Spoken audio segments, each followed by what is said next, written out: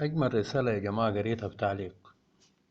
طبعا كاتبها أخونا سعودي شوف، فبيقول: كنت قاعد اليوم في كافيه بتكلم أنا وشخص صاحبي على الوضع اللي حاصل في مصر وقمة المناخ وغيرها من الأمور. فجاءنا شخص كان قاعد جنبنا، قال: ممكن أجلس معاكم؟ قلنا ليه، تفضل.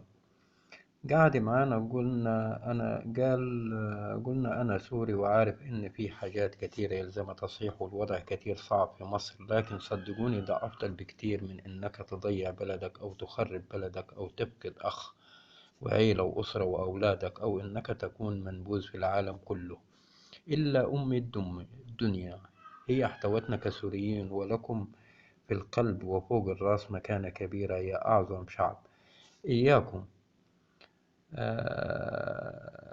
إياكم أن تصغوا تضعوا بلدكم أو جيشكم، تضيعوا بلدكم أو جيشكم. قلنا إحنا كلنا معترضين على النظام، لكن مش واخدين بالنا إن في 70 دولة عايزة تدخل عندنا وتقتل فينا وتأخذ أرضنا، حتى بيوتنا أخذوها، وتآمرت علينا الدول ودمروا كل شبر أرض في بلدنا. إياكم يا مصريين مهما كان السبب أو الوضع إنكم تخسروا بلدكم أو تضيعوا بلدكم، وربكم ما ينسى أحد. كل شيء سهل يتحل بأمر الله، لكن مش بالفوضى ولا بالمواجهة ولا أضعاف جيشك.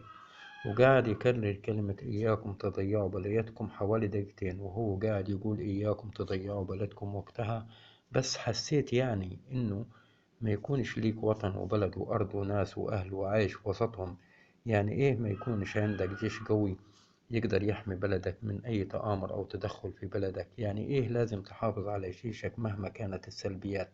يشهد الله إنه ده حصل معايا اليوم، فحسيت إنها أمانة ولازم أوصلها ليكم، مع إني على يقين أن الوضع صعب وإن الحياة صعبة وإن أمور كثيرة في الحياة محتاجة تعديل. طبعا دي رسالة جميلة جدا جدا جدا جدا، ورسالة لكل شعب المصري: حافظوا على بلدكم، وحافظوا على جيش بلدكم، وحافظوا على أولادكم وبيوتكم. كل شيء ممكن مع الوقت يتحسن، كل الظروف ممكن مع الوقت تتعدل، وإن شاء الله ربنا يقدم ما في الخير. شكرا لصاحب الرسالة الرقيق.